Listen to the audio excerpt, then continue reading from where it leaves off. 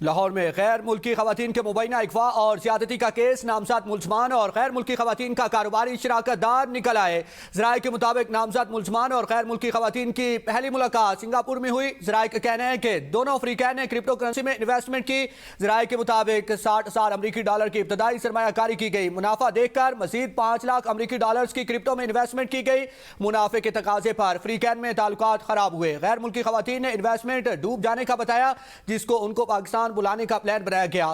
ذرائع کے مطابق خواتین کو پہلے اسلام آباد گھمایا گیا، پھر لاہور لے جایا گیا۔ اسی حوالے سے بات کرنے کے لیے اینکر پرسن عمر دراز ہمارے ساتھ موجود ہے۔ عمر دراز، ہوش ربا انکشافات ہوئے ہیں جو غیر ملکی خواتین تھیں ان کے ساتھ زیادتی اور اغوا کے بعد، اس حوالے سے کیا مزید آپ کے پاس اپڈیٹس ہیں؟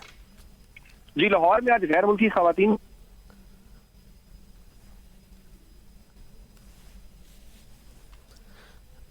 عمر دراز ہمارے ساتھ موجود تھے، غالباً ان سے رابطہ منقطع ہوا ہے۔ آپ کو دوبارہ اپڈیٹ کریں کہ آپ کو بتاتے چلے کہ غیر ملکی خواتین کے اغوا اور زیادتی کے حوالے سے اہم انکشافات سامنے آئے۔ لاہور میں غیر ملکی خواتین کے مبینہ اغوا اور زیادتی کا کیس، نامزد ملزمان اور غیر ملکی خواتین کا کاروباری شراکت دار نکل آئیں۔ ذرائع کے مطابق نامزد ملزمان اور غیر ملکی خواتین کی پہلی ملاقات سنگاپور میں ہوئی تھی۔ ایک بار پھر ہمیں جوائن کیا ہے عمر دراز گوندل نے۔ عمر دراز، بتائیے گا مزید کیا ہوش ربا انکشافات سامنے آئے ہیں؟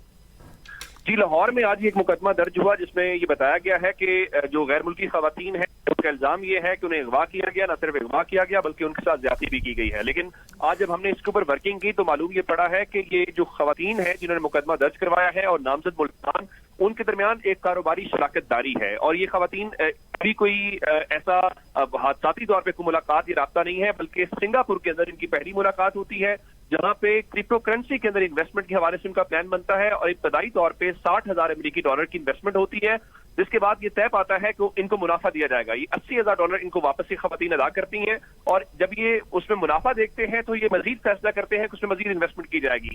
$5 لاکھ امریکی کی انویسٹمنٹ کرتے ہیں۔ جب $5 لاکھ امریکی کی انویسٹمنٹ کرتے ہیں، اس کے بعد یہ خواتین ایک لحاظ سے ڈس اپیئر ہو جاتی ہیں، جس کے بعد یہ دوبارہ رابطے میں آتے ہیں اور وہ خواتین یہ بتاتی ہیں کہ اس انویسٹمنٹ کے اندر ان کا لاس ہو گیا ہے۔ اب ان کو یہ لگتا ہے کہ وہ پیسے کیسے ریکور کرتے ہیں، جس کے بعد منصوبہ بنایا جاتا ہے کہ ان خواتین کو پاکستان بلایا جائے۔ ان کو پاکستان بلا کے کہا جاتا ہے کوئی بات نہیں کہ جو پہلی والی ہماری انویسٹمنٹ ڈوب گئی ہے تو ہمارے پاس ایک نیا انویسٹر ہے، تو آپ کی ان سے ملاقات کروانی ہے تاکہ مزید انویسٹمنٹ کی جائے۔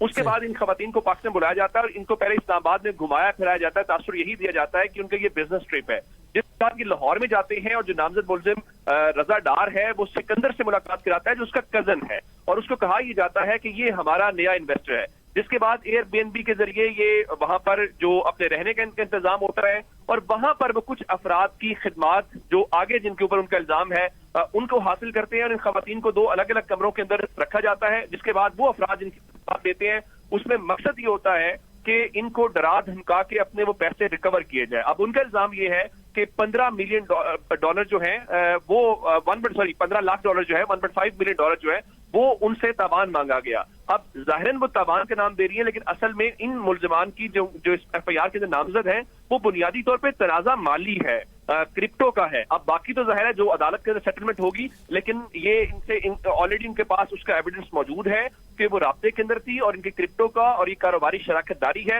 جس سے معاملہ بگڑتا اب یہاں تک پہنچا ہے۔ بہت شکریہ عمر دراز گوندل، آپ نے اپنا وقت دیا۔